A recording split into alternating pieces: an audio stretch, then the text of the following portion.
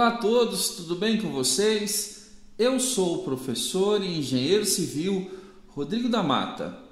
Quero compartilhar com vocês informações extremamente estratégicas para o seu desenvolvimento profissional.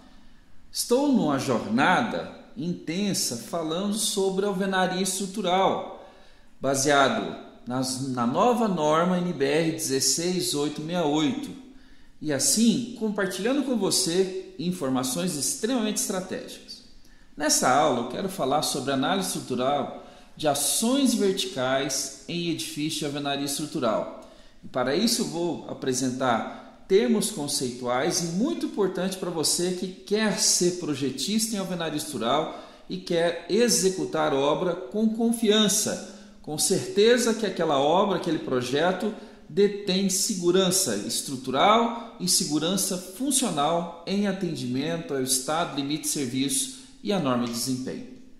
Muito bem, vamos começar a nossa aula então. Olha só, para um projeto, para determinar as condições, para realizar a análise de uma parede, de um painel e assim por diante de todo o pavimento de um projeto, nós devemos primeiro idealizar as ações. O que é isso, professor? Na verdade, são condições importantes nas quais eu, projetista, vou determinar por concepção. É tão interessante falar sobre concepção, pessoal, porque a concepção é a única do projetista.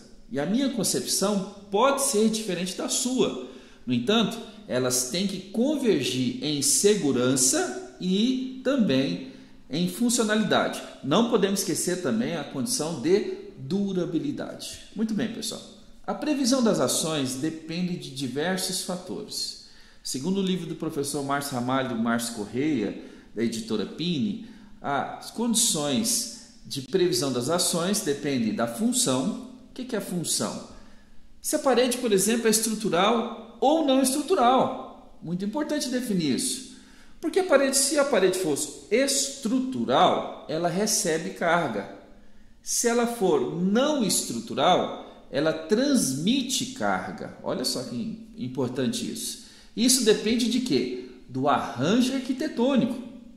Pessoal, no projeto de alvenaria estrutural, nós vamos conceber paredes que serão estrutural, que receberão as cargas, e terão paredes, pessoal, que não serão estruturais.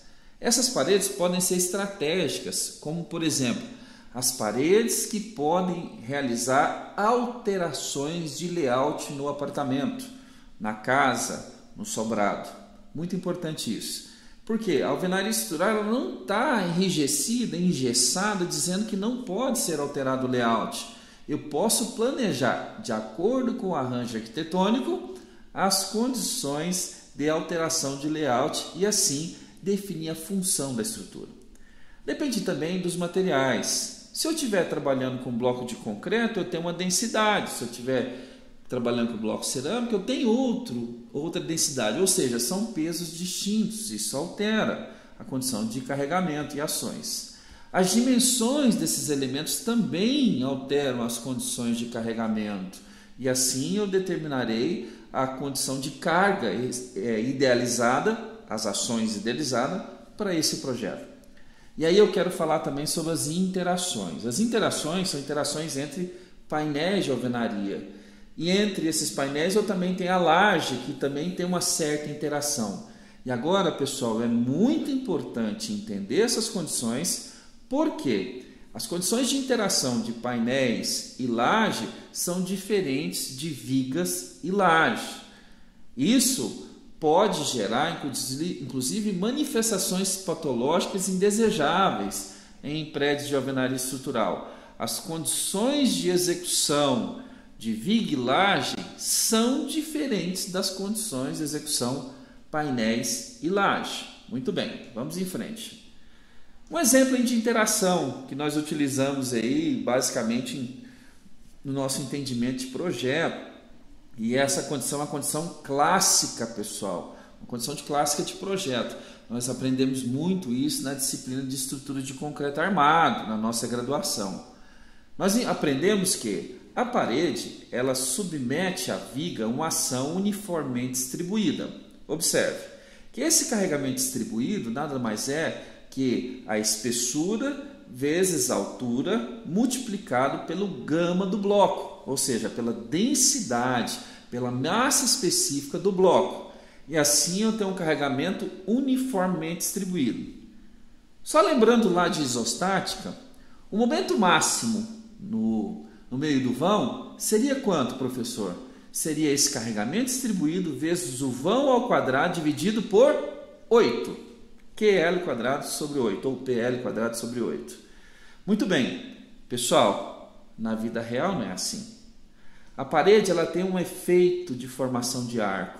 É só você assistir a aula que eu falei sobre efeito arco nas estruturas sagradas, que você vai ver que as cavernas, até mesmo as construções antigas já entendiam isso. E a parede funciona da mesma forma. Ela funciona uma forma de distribuição de arco, na qual a viga passa a ser atirantada e concentra, pessoal, as ações nos apoios. Ué, professor, é diferente isso que eu aprendi. Muito bem. É uma condição idealizada anterior. O comportamento físico é mais parecido com esse efeito arco. Em várias pesquisas realizadas, eu escrevi um artigo, inclusive publicado nas Jornadas de Engenharia Estrutural, realizado em Florianópolis em 2017, na qual esse momento do meio do vão agora ele varia. Ele varia de acordo com a inércia dessa viga. Quanto mais deslocável for a viga, menor vai ser o momento nela. E eu acabo transmitindo os esforços para quem? Para a parede. Olha só, pessoal, que interessante esse conteúdo. Isso é muito importante para poder observar que o comportamento mecânico na vida real é um pouco diferente na idealizada. E muitas das vezes eu tenho que considerar uma condição de movimento dessas estruturas na vida real para evitar manifestações patológicas. É por isso que, quando executamos projetos de edifícios mais altos sobre pilotis e eu permito essa deslocabilidade da viga, é claro, em estado limite de serviço, atendendo também a NBR 1118, eu preciso preparar a alvenaria para o efeito arco, para que eu não tenha manifestações patológicas indesejáveis. Por fim, professor, quanto vale agora o momento no meio do vão dessa viga? Pessoal, várias pesquisas indicam que o QL² sobre 8, esse 8 aqui, agora varia entre 32 e 256. É muita descarga de momento, muito alívio para essa viga. E por fim, eu tenho o que? Uma redução de dimensões muito importantes. Muito interessante esse tema. Idealização do comportamento material. Pessoal, olha só como é que a gente está idealizando tudo isso. Se pegarmos o comportamento, a compressão uniaxial do concreto, nós temos essa formação elastoplástica do comportamento do concreto. Então, observa, essa é uma característica de material frágil. Eu tenho um ganho de resistência, eu tenho um ganho de capacidade resistência, ruptura. Aí ele tem aqui um trecho de plastificação. Esse trecho, inclusive, é energia de deformação após pico, né? É energia do fraturamento, de acordo com algumas instruções normativas. Mas, no nosso critério de dimensionamento, se a gente pegar os critérios do material concreto, descrito na NBR 1118, você vai ver que a gente aproxima esse comportamento com um diagrama denominado parábola, primeiro trecho, retângulo, elastoplástico. É óbvio que esse elasto aqui é uma curva ainda, não uma reta, de acordo com o procedimento, a lei de Hooke, né? Mas aqui, em vez de ser uma reta, é uma parábola e posteriormente retângulo. Para quê? Para ficar mais próximo do diagrama do aço, que é um trecho linear e um trecho plástico, né? Que seria estricção. Essa aproximação é uma aproximação que vai ser penalizado aí com alguns critérios. Por exemplo, a tensão agora não vai ser a tensão de resistência da compressão do concreto. A tensão vai ser uma relação de 85% da resistência do concreto de projeto. e agora eu insiro algumas condições características nas quais a gente começa a fazer umas condições probabilísticas. Essa condição probabilística a gente gera no final, entendendo o NBR 8681, que é a norma de ações de segurança, numa condições das solicitações calculado com idealizações médias e as resistências com idealizações características. E agora nós chegamos num modelo denominado semi-probabilístico. Professor, bem teórico, muito teórico, mas o objetivo é entender que as idealizações do comportamento das ações verticais em edifício, seja concreto armado, seja alvenaria estrutural, seja parede de concreto, seja estrutura metálica, parte de idealizações, parte de concepções. Eu preciso desse conteúdo para isso. O modelo mecânico, como é que é um modelo mecânico? É uma análise de versão idealizada que a gente vai substituir o real. Basicamente, pessoal, a gente poderia fazer alguns ensaios físicos. Imagina, eu vou construir um prédio e desse prédio eu vou testar todas as possibilidades. Aí eu vou ver a estrutura que rompe e a estrutura que não rompe. Isso custa muito? Muito, é óbvio, custa muito. É para isso que existem os modelos mecânicos idealizados. O que é o modelo mecânico? É um modelo matemático. Modelo matemático. Ele pode ser um modelo analítico ou modelo numérico. Nós aprendemos, nas condições da nossa formação, basicamente os modelos analíticos. Depois eu falo um pouquinho do numérico. Mas o modelo mecânico, ele depende do quê? Do arranjo estrutural. O que é isso, professor, arranjo estrutural? É o lançamento estrutural. Num projeto de alvenaria estrutural, nós estamos falando do lançamento das paredes que são estruturais e das paredes que não são estruturais. E assim, para definir o quê? Esse sistema estrutural. A partir desse sistema ou arranjo estrutural, eu vou fazer as devidas idealização das ações. Olha, pessoal, eu estou aqui falando de acordo com o livro do professor Márcio Ramalho e Márcio Correia, que condiz e testemunha todo o processo do projeto. A idealização das ações vem de quais normas? NBR 6120, recentemente atualizado, 2019. NBR 7188, se eu estiver fazendo, por exemplo, um projeto de uma ponte. E a NBR 6123, está em atualização, hein, a norma de vento.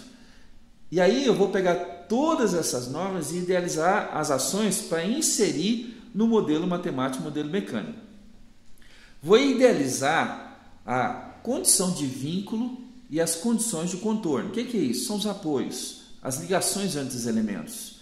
É muito importante que eu vou ter condições de contorno diferente da alvenaria estrutural para a estrutura de concreto armado. E até mesmo, estrutura de concreto armado numa ligação da fundação, principalmente na fundação mais robusta e rígida, eu tenho que ter idealizações especiais dessas vinculações. Isso faz parte do modelo mecânico matemático. Pessoal, tudo isso, essas idealizações vai gerando o quê? Modelos aproximados. Olha aí dos materiais, mesma história. Eu tenho um comportamento mecânico da alvenaria, parecido do concreto, mas que são idealizados. E, por fim, eu tenho a idealização do comportamento dos elementos estruturais. Basicamente, essa idealização do comportamento é muito factível quando a gente olha aqueles slides anteriores, que eu tenho o comportamento da viga e tenho o comportamento da parede. A viga tem comportamento, quando prepondera a flexão, de deslocabilidade, de energia e deformação preponderante à flexão. Isso eu aprendi em resistências materiais, quando eu pego energia e deformação à flexão e energia e deformação ao cisalhamento. Quando uma viga tem deformação que prepondera a flexão, as hipóteses de Bernoulli são mais evidentes. Mas quando essa mesma viga tem característica de parede, olha, já as hipóteses de Bernoulli não começam a valer. Aí a energia do cisalhamento começa a contribuir também. Aí os deslocamentos são afetados, ou melhor, as formulações analíticas de deslocamento, principalmente aquela baseada na dupla integração do momento, ela começa a ser penalizada. Eu preciso o quê? De um acréscimo, de uma deformação, um deslocamento causado pelo efeito do cortante, ou seja, do cisalhamento. Pessoal, é a idealização do comportamento. Isso é tudo modelo analítico, modelo físico. E aí hoje existe um intermediário aqui que é o modelo numérico. Vou falar depois esse modelo numérico. Como que eu vou melhorar essas representatividades do comportamento mecânico, professor? São baseadas em teorias. Agora eu falei sobre a hipótese de Bernoulli. A hipótese de Bernoulli vai falar quando eu tenho um deslocamento na qual o elemento prepondera a flexão. É um comportamento. As seções planas permanecem planas após a deformação. Isso fazendo uma avaliação tensão-deformação. Mas isso ocorre especificamente num comportamento mecânico de uma peça estrutural com 2 pontos. Mas a gente amplia esse domínio observando que os elementos de viga, eles preponderam o comportamento na fissuração, das manifestações patológicas, e aí eu vejo isso como? Com ensaios. Eu amplio o domínio verificando os ensaios, os ensaios laboratoriais, as pesquisas e assim por diante. E essa representatividade, quando tem interação entre os elementos, que seria o idealizado e o físico-mecânico, ampliando esses domínios, muito importante nessa avaliação. Mas, pessoal, a gente tem a utilização mais recorrente hoje, devido à expansão dos softwares, devido à expansão da própria utilização de computadores, a utilização de métodos numéricos. Agora, os métodos numéricos são mais complexos. Porque, na verdade, você tem um domínio matemático um pouco maior, com mais inserção de formulações, principalmente as formulações baseadas nos métodos dos elementos finitos. É o mais usual, tá, pessoal? Então, a gente até relata na bibliografia que é uma utilização relativamente recente, porque depende aí de computadores cada vez mais tecnologicamente avançados. E assim, aumenta principalmente o tempo de processamento desse projeto, o tempo da análise desse projeto. A análise numérica, basicamente, a gente trata com pré-processamento, processamento e pós-processamento. Esses 3 passos do processamento é determinado por um tempo na qual você vai ficar relativamente gastando para essa análise. E aí, se eu tratar agora de forma global, os níveis de aproximação da análise estrutural, nós teremos uma condição basicamente dessa forma. Imagina só, eu tenho um sistema estrutural real. O que é o sistema estrutural real, professor? Foi quando eu fiz o lançamento estrutural do meu pavimento, das paredes estruturais, das paredes não estruturais, e vou falar, no projeto de arquitetura isso vai virar real. Vai virar paredes de bloco de concreto, paredes de bloco cerâmico estrutural, parede de tijolo cerâmico, e isso aqui vai ser efetivamente um elemento físico. Então, a partir dessa idealização, desse primeiro sistema estrutural escolhido, eu faço uma idealização mecânica, que nós chamamos isso de primeiro nível de aproximação. No nosso projeto, por exemplo, de alvenaria estrutural, nós vamos considerar a parede, por mais que ela seja composta de unidades bloco e junta de argamassa, nós vamos falar, esse elemento agora é homogêneo, vai ser parede, não mais bloco e argamassa. Aí inclusive eu posso ter grout, posso ter armadura vertical, armadura horizontal nas canaletas, bulufas, vai ser elemento homogêneo, primeiro nível de aproximação. Próximo nível, modelo mecânico ou matemático. O que é isso, professor?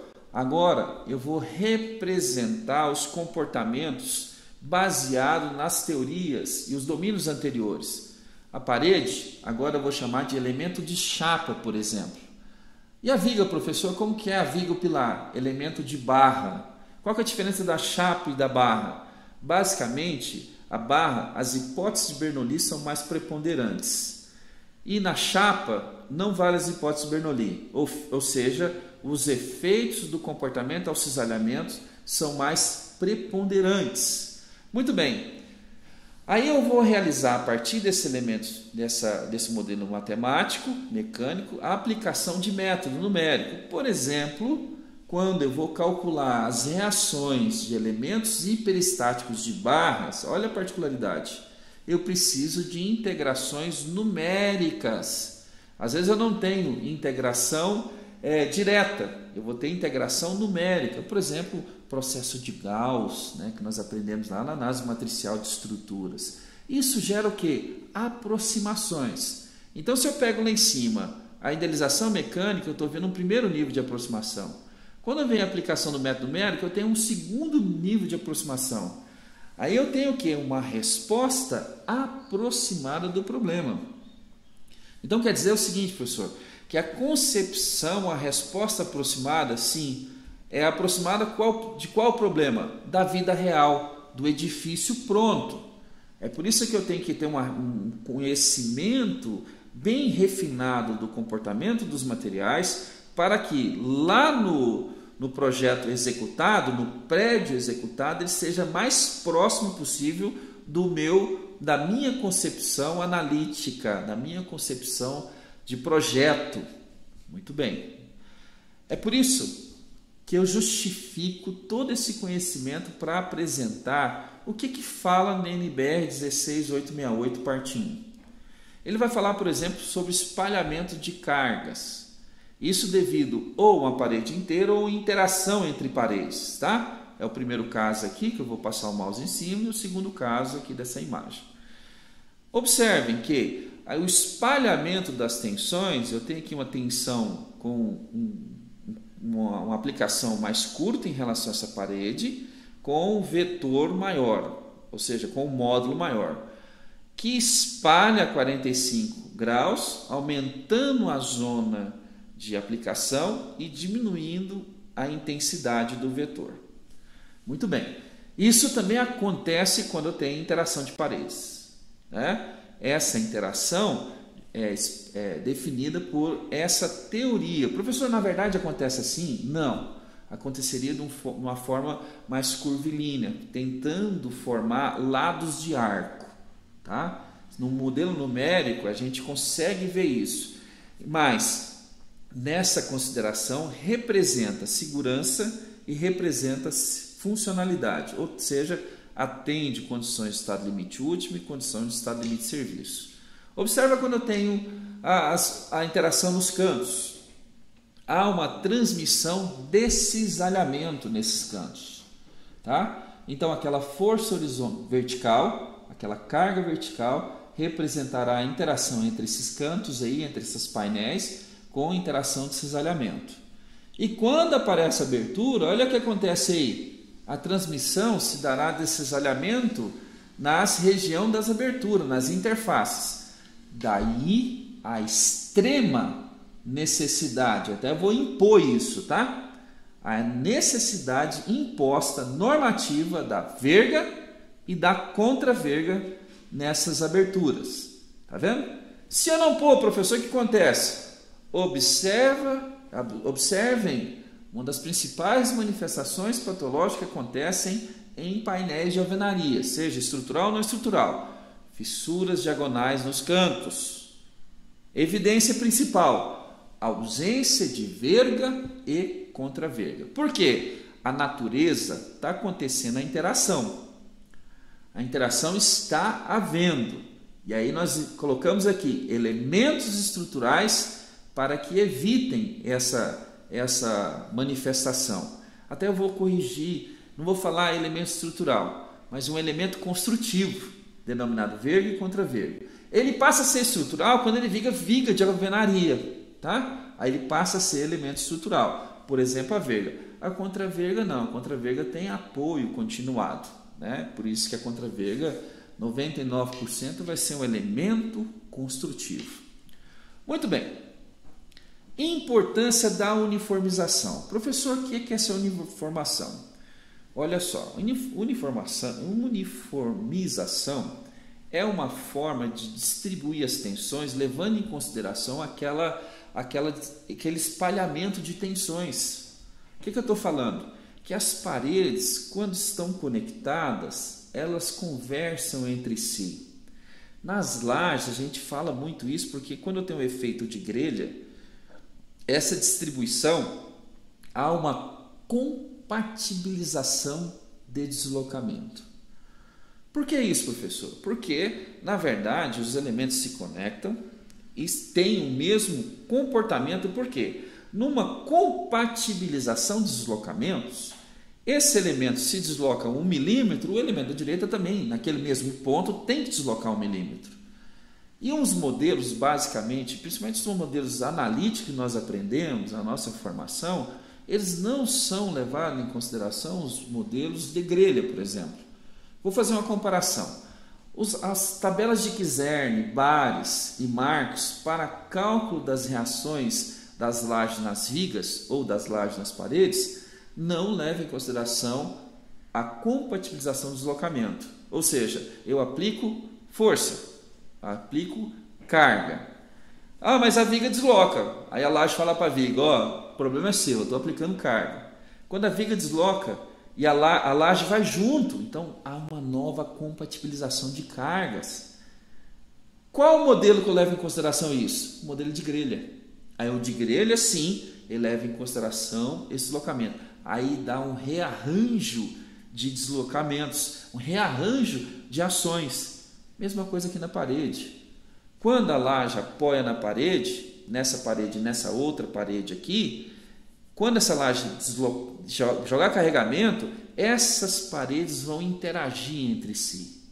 E aí o que acontece? Quando eu tenho essa uniformização, eu posso evitar alguns problemas para o critério de dimensionamento nosso projeto. Os problemas que evitamos para as paredes são as seguintes. Tensões podem ser muito diferentes em um mesmo nível. De fato, se eu levo em consideração que somente essa laje gera reação e essa outra parede não suporta essas reações dessa laje nessa charneira, depois eu vou falar sobre charneira aí nos próximos vídeos. Essa parede absorve sozinho tensões e acaba que quando eu fizer uma avaliação no pavimento, eu posso ter paredes muito mais carregadas que na vida real teriam. Eu gosto de até fazer uma observação, pessoal, muito importante, que muitas das vezes quando a gente vai numa obra projetada e executada pelo seu Zé Pedreiro, né, você vai perceber que o seu Zé Pedreiro ele garante 99% estado limite último. O que ele não garante? Estado limite de serviço. Mas o estado limite último ele garante. Ele fala, nunca caiu, faço obra há 30 anos, nunca caiu. A gente vai ver algumas obras, principalmente em região de encosta, né, nas favelas de encosta, casas, um em cima, pavimento em cima do outro e não caem. Você sabe por quê? Ali o São Pedro dos blocos, uma brincadeira, viu gente? O São Pedro dos blocos, ele faz a redistribuição de tensões que normalmente, nos nossos critérios analíticos, não são feitos. E é óbvio, pessoal, que a gente tem que ter um bom senso entre o que seria o seguro, atendendo o estado limite último, e aquilo que atende o estado limite de serviço, que não tenha manifestações patológicas. É por isso que a gente vai ver essas grandes discrepâncias.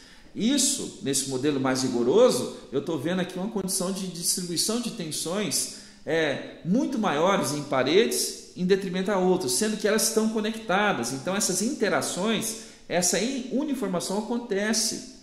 Professor, como que eu faço isso? Usando processos construtivos. Agora, nós vamos começar a falar desses processos construtivos. Esses problemas a serem evitados, que bloco de mesma resistência em um mesmo determinado nível, na qual, nessa uniformização, potencializa essa distribuição. O que acontece com a resistência, professor, de cálculo nos pavimentos? Diminuem, ou melhor, uniformizam. Muito bem. As consequências. Então, essa uniformização não ocorrendo, e ocorrendo os problemas acima descritos, as consequências vão ser as seguintes. A parede mais solicitada vai definir a resistência nos blocos. A tendência de ter uma resistência maior necessária do que o que seria fisicamente e seguramente determinado. Folga de resistência para a maioria das paredes. As paredes mais carregadas determinam a resistência desse pavimento. É por isso que tem estratégia, pessoal. Existem estratégias de grauteamento, existem estratégias na qual eu potencializo a resistência baixa para a maioria das paredes, e naquelas paredes que têm maior resistência, eu vou determinar um método construtivo. Eu vou colocar uma intervenção no projeto, tá? Eu vou falar, pessoal, aqui nessas paredes, você vai grautear ela. Para aumentar o quê? Para aumentar a capacidade resistente. Quando eu não faço isso, eu tenho uma penalização de economia. E as cargas para estruturas de apoio também podem não ser adequadas, porque eu não uniformizei, eu posso chegar com regiões muito carregadas e outras não. E penalizando também a economia da fundação. Tá? Então é muito importante essa colocação. Professor, qual que seria então os benefícios da uniformização? A uniformização ela vem com os critérios normativos de interação entre painéis, interações entre aberturas, né? Na qual eu vou inserir diversos processos construtivos, detalhes construtivos, na qual eu vou potencializar a uniformização. Então, com a uniformização, eu tenho menor resistência necessária para os blocos. De fato, eu não vou ter paredes muito carregadas, eu vou redistribuir entre elas. Eu vou ter maior economia e o carregamento mais realista para a estrutura de suporte. E aí, esse critério basicamente se dá com procedimentos construtivos. É por isso que a gente acaba construindo uma rotina de projeto, antes mesmo de fazer a análise estrutural, antes mesmo de fazer o dimensionamento, na concepção eu já estou com foco na uniformização. Muito bem, é por isso que é muito importante o quê? Garantir as forças de interação acima de falado, nos outros slides que eu falei, né? Então, lá no encontro de parede, garantir que está amarrado essas paredes. No meu projeto, pessoal, chega até nesses encontros, em todos os encontros, colocar grout uma barra construtiva, pôr ali nesses encontros. Nas aberturas, obrigatoriamente, senão vai ter manifestação patológica, verga e contra-verga, isso é obrigatório. Isso garante força de interação. Uma orientação importante também, lajes armadas em duas direções, preferencialmente laje maciça, também garante as forças de interação. Muito bem, então a influência do processo construtivo, né? Para essas forças de interação, canto bordas, amarração entre paredes sem junta-prumo, existência de cinta sobre a laje, a minha altura, e pavimento em laje maciça. Eu adiantei no slide anterior, só vou fazer um comentário sobre cinta, né? Então, obrigatoriamente, eu não posso colocar laje em cima de bloco. Eu tenho que colocar laje em cima de cinta. E a cinta é o que, professor? É a canaleta com a armadura corrida, uma armadura construtiva, né, grauteada, e aí para apoiar, suportar a laje. Né? A laje vem para apoia na canaleta. Então, nessa cinta em todos os pavimentos. E sugestivamente também as cintas a meia altura. Né? Em outras oportunidades eu vou detalhar um pouco essa cinta a meia altura, porque existem algumas particularidades que nós podemos utilizar nessa cinta a meia altura. Mas basicamente ela vai coincidir com a contraverga das janelas. Está vendo? Já resolvo dois problemas. Já coincide com a contraverga. Como eu falei para vocês, a sugestão também de utilizarmos laje armada em duas direções, né? Preferencialmente laje maciça. Muito bem, em região de abertura nós estamos falando aí de existência de vergas e contravergas. Então tudo isso serve para aumentar as forças de interação. E aí, pessoal, a gente vai ver, inclusive escrito na NBR 16868, parte 1, esses procedimentos da distribuição das ações verticais.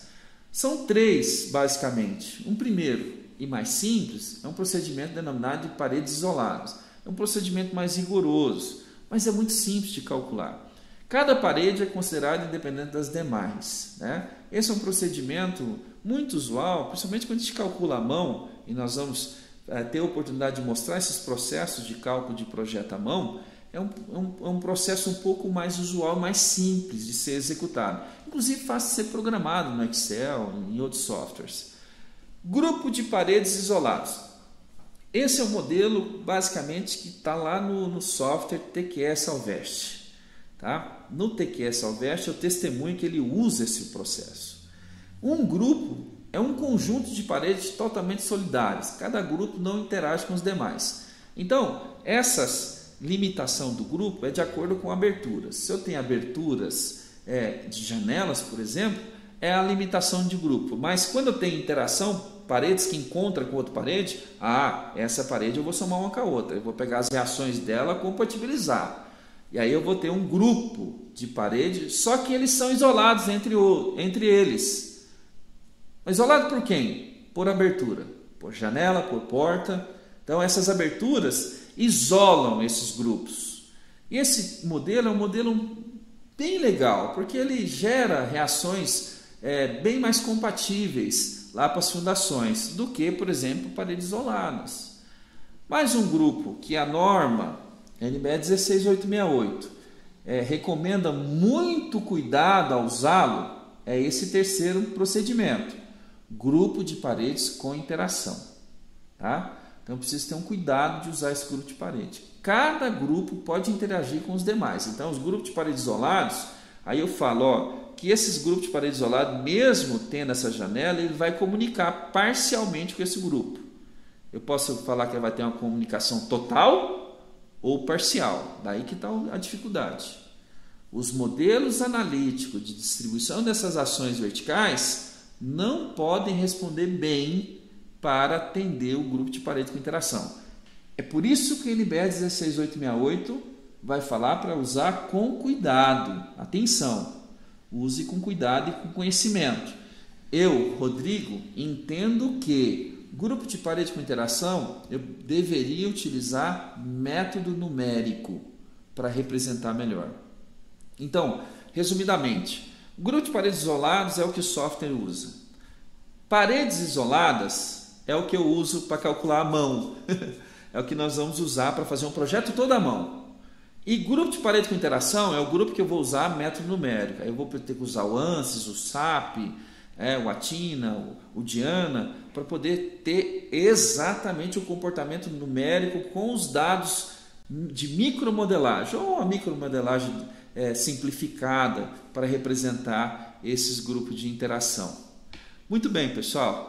Então, essa foi uma aula de análise estrutural de ações verticais em edifício, em alvenaria estrutural, que é ofertada a vocês, mas eu gostaria de coração que vocês pudessem acessar meu Instagram, Enge Rodrigo da Mata, me segue lá, Rodrigo Carvalho da Mata, me chama para ser seu amigo lá no Facebook, que eu vou retribuir, e siga no YouTube Rodrigo Carvalho da Mata. Essas aulas estarão sempre à disposição de vocês. Gostou do tema? Curta esse vídeo, compartilhe com seu amigo engenheiro e arquiteto e deixe seus comentários e perguntas para que eu possa compartilhar mais conhecimento estratégico para o seu desenvolvimento profissional. Muito obrigado, atenção pessoal, um grande abraço.